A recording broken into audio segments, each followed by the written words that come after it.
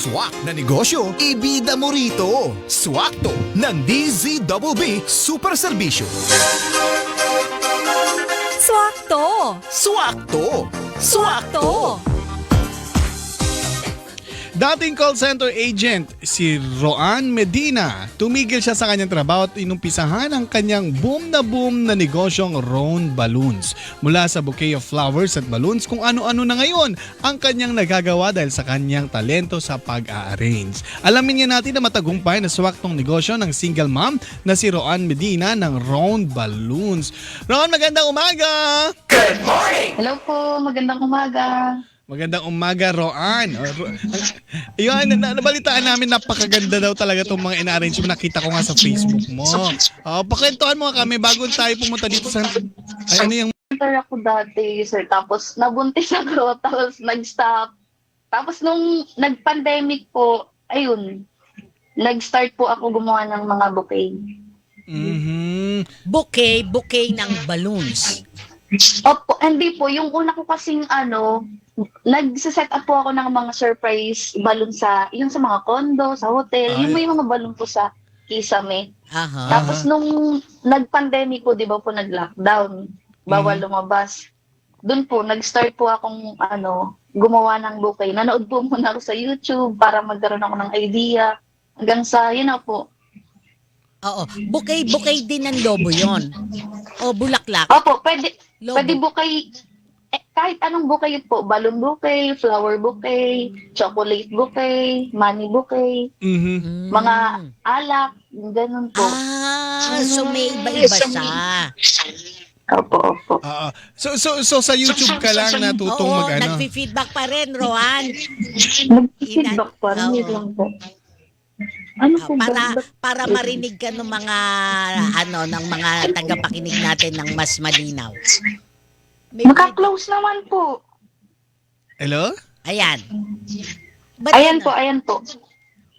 Ayan. Meron pa rin. Ayan, much better, Roan. So, ayan. So meron pa rin. Tawagan ka namin ulit, Roan, ha? Tawagan ka namin. I-redial natin kasi nagpi-feedback si Roan. So, pandemic daw siya nag-start, mami. Nung nabuntis siya, tumigil siya sa kanyang call center. Di ba pag call center, ang laki ng kinikita dyan? Tingnan natin kung bakit mas pinili niyang pasukin na lang itong Kumbaga, pagnenegosyo. kaya na bang tumbasan ng kanyang negosyo yung kinikita niya doon sa dati niyang trabaho? Totoo. Kasi ang kagandahan din sa iba, no, Toots, kaya din nagnenegosyo, mas gusto nila na hawak nila oras nila eh. Lalo na may anak na siya. Oo, yun. Diba? Isa pa yan, di ba? May Uh-huh. anak na siya. Kasi yung negosyo niyang yan, pwede niyang gawin sa bahay yan eh. Totoo. Tapos i-deliver mo na lang. Mhm. O kaya minsan pag okasyon, dun mismo sa event place mo gagawin. Pero isang araw lang. Pero Totoo. kumbaga, nasa sayo yung demand ng oras mo eh. At saka tingnan natin kung paano niya na-meet yung demand din, mami. Kasi nakita ko sa Facebook nila, ang dami niyang mga order din eh. Lalong-lalo na ngayon. So balikan natin, Roan. Hello? Ayan. Hello. Ayan, much better. Malinaw na. So sa YouTube ka lang nagsimula? Opo. So madali lang ba matuto? For example, sa mga katulad namin ni Mami na gusto rin naming matuto ng ganyang negosyo, madali lang bang umpisahan kung gusto rin namin magkaroon ng ganyang munting pagkakakitaan? Opo, madali lang po. Kung pupursigihin niyo po para kumita kayo, ganun. Pero kasi yung kay Roan, hilig mo na talaga yan eh, no? Opo. Oo. Fashion ko na. Yes, Yan, ang yun ang maganda. isa sa kasi sa sinasabi ng mga eksperto, no, na nakakapanayam din natin dito sa programa, Roan. Mas maganda kung nais mong magnegosyo, ang gawin mo yung kung ano yung passion mo. Ibig sabihin kung ano Hilig. yung gustong-gusto mong gawin, kung saan ang feeling mo doon ka magaling. So yun yung negosyong piliin mo. So ganun ang ginawa ni Roan. Ang tanong, Opo. nasa magkano ang initial na kapital? Sa kapital, sa isang bouquet po. Nung Nag-umpisa tinayo ka. siya, nung nag-umpisa ka, magkano Kasi yung nung nilabas mong pera?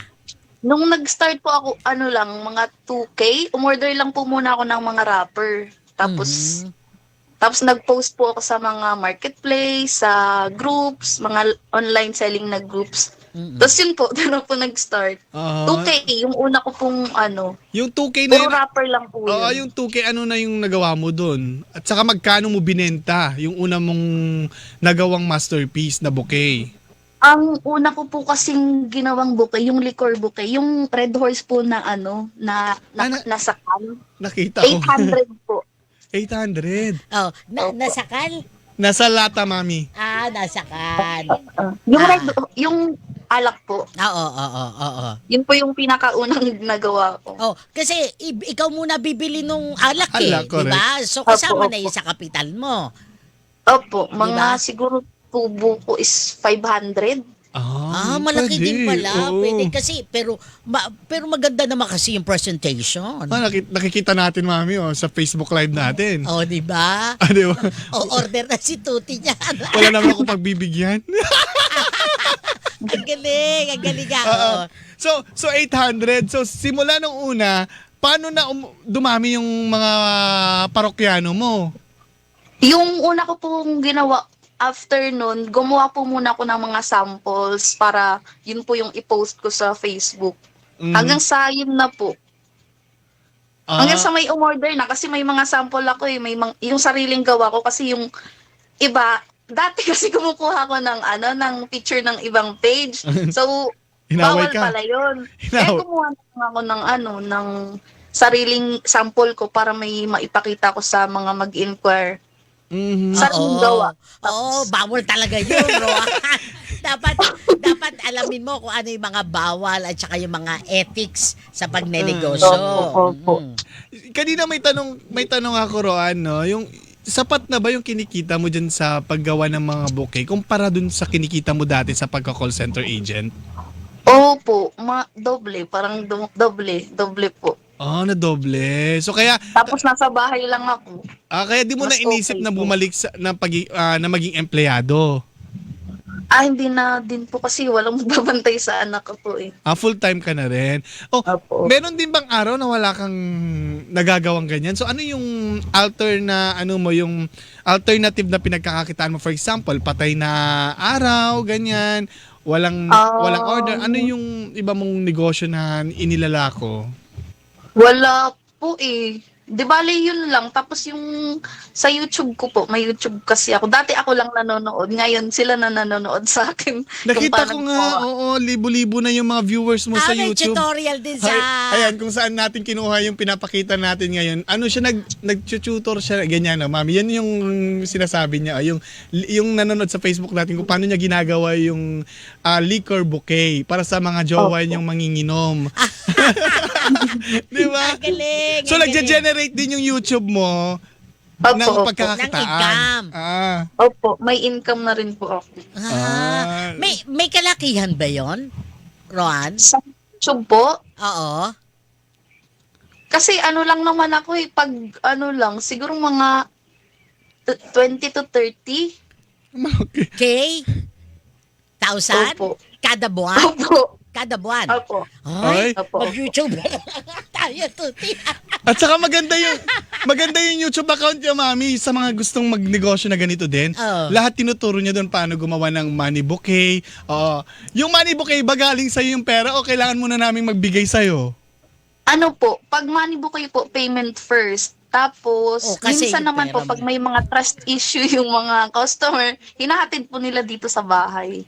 Paano Sila pag-deliver? po mismo Baka mamaya pupunta. ma-hold up naman pag inilalamove ko, kaya inangkas ko, o kaya Ay. i-grab ko. Hindi naman po, may rider po ako. May sariling rider. Opo, opo. Nice. So sa isang linggo, ilan yung mga customer mo pumapatak? Estimate mo na lang. Siguro sa isang araw, mga 2 or 3, so 3, 6, 2, 4, mga 10. Ay, nice one. So, hindi naman na zero. Zero kasi may Roan. May araw din po na bokya. May araw din na Pero may bokya. araw din na Sagana nakakalima naman. ako, ganyan. Opo, opo. So kung walang Masagana po kapag Mother's Day, tsaka Valentine's, Father's Day, mga ganong event po. sino katuwang mo sa Nakakarami. paggawa, Roan? Kasi nakikita ko may mga malalaki kang bouquet, may malalaki kang mga teddy bears. Sino katuwang mo sa paggawa ng ganyang mga bouquets? Ako lang po talaga mag-isa. Di balik kapag ano lang po, pag sobrang dami, yung ate ko, pinapapunta ko dito sa bahay, tapos siya yung nagpapa-deliver sa labas. Di ba siya yung naghahatid sa labas? Nice. Siya Pero sa rider paggawa, mo. ako lang po talaga. Kumbaga si ate mo, rider mo. Hindi, siya naghatid po sa rider. Kumbaga, hindi mo lang basta ipinapaubaya sa rider. Opo, Oh, opo, lalo opo. na kung money bouquet, ano? Nakamotor Opo. pa naman si rider. Roan, nasabi mo kanina, di ba, pandemya, sakto-sakto na buntis ka, hindi ka nawala ng pag-asa dati na paano mo mabubuhay yung anak mo, nag-quit ka na ng job? Hindi naman po kasi sabi ko marami naman akong kayang gawin sa sabi ko basta bala na gagawin na lang ng mga kasi nga po 'di ba nagse-set up ako ng balloon. Yun po yung parang inisip ko dati, mag-set up na lang ako ng balloon kapag hindi ako nakapagtrabaho. Talagang Yung pinush mo ganun na po. nung wala ka ng work. Eto na, Opo, gagawin ko na, pinush this ko is it. talaga.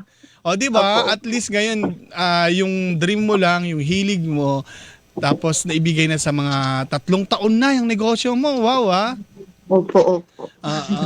So ano yung mga laging pinapagawa sa'yo at ano yung pinakamahirap gawin? Ngayon kasi puro money bouquet eh. Yung pinakamahirap, yung malaki, yung kasing laki ng tao. Mga 3 hours yung gawin. Talaga, kasing laki ng tao na bouquet? Opo. Oh, magkano laman ng pera nun? Max ko lang 150 pieces. Depende kung anong bilis po yung ipapalagay nila.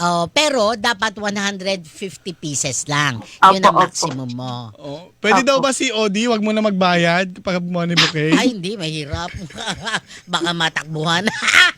Di ba, no? Di ba, Roan? Mahirap Opo, opo. Mahirap yan, Opo. Mahirap kitain ng pera, Kala mo, Payment first po talaga. Payment first. Pero ang gaganda sa totoo lang, para dun sa mga nakikinig sa atin, pwede nyo puntahan yung Facebook page ng Ron Balloons. ROWN. Abang in-interview namin si Roan, tinitignan ko din sabi ko, ang galing nitong batang to, napaka-artistic.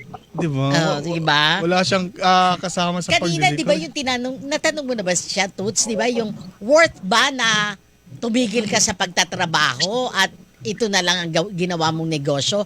Kumbaga, mas malaki bang Fulfilling. kinikita mo ngayon kaysa nung nagtatrabaho ka sa call center? Oh? Ron, Ay, opo. Mas worth it yung ngayon kaysa magtrabaho ako ulit. sa call center. Opo, So, opo. kaya mas ginusto mo na yan. Kumbaga, Opo, opo. kayang matugunan ang pangangailangan yung magnanay. Opo, kayang-kaya po. May extra pa. No. Di ba? Galing naman. So sa mga ganyang negosyo, Roan, ano naman yung mga nagiging na-encounter mo na problema sa loob po ng 3 taon? Wala naman po. Minsan lang sa delivery address. Halimbawa, yung address ng customer pin. is opo, yung pin location po. Oh. Yun lang naman po. Pero wala pang nanunuba, no? Wala pa naman po. Ginagawa Yung minsan po 'di ba po payment first. Ah. Nagsisend siguro naka-encounter na ako ng 3. Nagsisend po sila ng fake receipt. Ay, yun lang. talaga? Ay, bubo. So, dapat Opo. check mo muna Spam. kung pumasok talaga Opo, sa dapat account po mo. talaga ma-check mo yung online account mo sa bank account at saka sa GCash po kung Yun, pumasok talagang talaga. mga ganun, ang magago mga kayo. scammer, talagang pilit ba, pumupuslit, Totoo. kaya mag-iingat ka din. Ano yun, Rohan? mami sa karoon, bibigyan mo ng regalo yung mahal mo sa buhay pero galing sa Hindi niya Dekwa? bibigay yun, sa kanya lang yun, kaya nga scammer siya. Nag-order ng liquor, bouquet para sa kanya. ang masaklap pong datong, di ba? Di ba? Ano yung maipapayo mo, Roan, doon sa mga kapuso natin na gusto ding magkaroon ng negosyo? Ano yung mga tip na po pwede mong ibigay sa kanila? Lalo na yung mga naranasan mo na.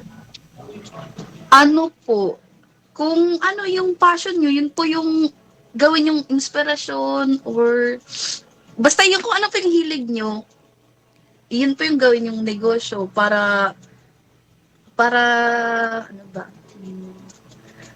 Basta yun. O para mas Tsaka maging magsumikap po kayo. tagumpay. Kung, Oo. opo. Toots? So, ayun, sa mga kapuso natin, lalong-lalo na ngayon nalalapit na Valentine's Day, Roan, saan kanila pwedeng kontakin para isorpresa din ang kanilang mahal sa buhay? Sa Facebook na lang po, dun sa Roan Balloons po. Or call nyo na lang po ako sa number ko. Pwede po ba ibigay? Ikaw, kung gusto mo, nakapublic naman yata sa page mo. Wag yung cellphone siguro. mo. Papuntahin Sa mo na page lang na sa lang. page mo. Oo. Oo, alam mo naman, baka mamaya may mga magluloko, Roan eh. Punta na lang sila sa FB page mo, di ba? Sa Okay po, Ron okay po. Balloons. Opo. Ayan. At saka yung mga gustong matuto ng decoration sa YouTube naman niya. Ano yung YouTube account mo? Roan Amazing. Yun lang, Roan Amazing. Ayan. Roan Amazing. Ayan, maraming mga klase ng mga bouquet doon. Meron nakita kong cake, money cake, arrangement, money bouquet, liquor bouquet. Si Joyce gusto daw niya milk tea bouquet. Pwede ba yon? Baka wala nang lamig yun, sir. Kapag na-deliver sa kanya. Anong pinaka-challenging pala na ginagawa mo, Roan? Maliban sa ano ba? sa kasing laki ng tao, Kapag yung food bouquet, food bouquet. nakapag-food bouquet na rin ako eh. Yun. Pero pwede ako mag-request. For example, sorpresahin ko si Mami Nori. Gusto ko bigyan ng milk bouquet kasi senior citizen na siya. Ganyan. Pwede Ano yung na ganun. yun, sir? Hindi kaya sa bouquet yun eh. Basket na. Sa basket na siya ilalagay. Or sa box. Anyway. Parang surprise box na lang siya. Ganun. Ano ulit yun sa YouTube niya? Roan Amazing po. R-O-A-N tapos amazing. Yung pang amazing. Amazing. Wow, amazing. Roan yung, Amazing. yung pangalan niya. R-O-A-N tapos amazing. Roan Amazing. Opo. Ayan. Push natin yan. Di ba mga kapuso? Kahit anong pagkakitaan. Go nang go. Basta marangal. Di ba? Opo, tama po. Ano naman papayo mo sa mga single mom dyan na katulad mo? Wag na kayong mag-boyfriend. Laan nyo na lang yung oras nyo, basta ilaan nyo na lang yung oras nyo sa mga anak nyo. Tapos pag sumikapan nyo, nabuhayin yung mga anak nyo. Yun lang. Yun lang po. Totoo. Anyway, ayan, supportahan natin yung mga small business na katulad po ni Roan Medina. Roan, maraming salamat sa pagbabahagi po ng iyong kwento sa aming programa. Okay, pasalamat din po. Ayan po mga kapuso, si Roan Medina, ang may-ari po ng Roan Balloons. Amazing! Oras mga kapuso, alas 10:33 na po ng umaga.